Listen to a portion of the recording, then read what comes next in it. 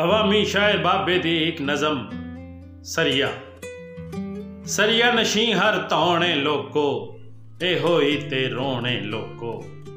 करां तो लैके मसीतां तक, रस्मां तो लैके रीतां तक, रिश्तियां प्यार परीतां तक, दिलां तो लैके नीतां तक।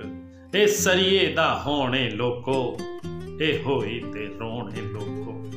रबरां लीडरां पीरां नूं वेख लो सब तस्वीरां नूं, जायदादां जागीरां नूं, सारे अमीर कबीरां नूं। इस तो बचिया कौन है लोको ए होई ते रोने लोको।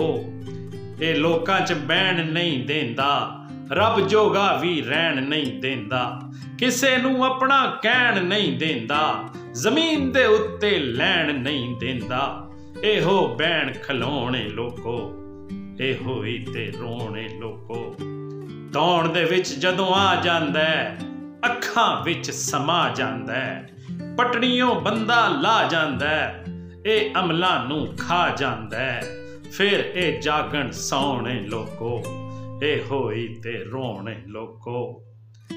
आखरी गल ए सुन के जाइयो, फिकर दी बुनती बुन के जाइयो। रब ने आख्या करो वही सजदा, आदम जे मेरा खलीफा बंदा। हर फरिश्ता चुक गया उथे, सरिया लेकिन रुक गया उथे। तौण दे विच मौजूद सी ए, दिल दे विच मरदूद सी ए।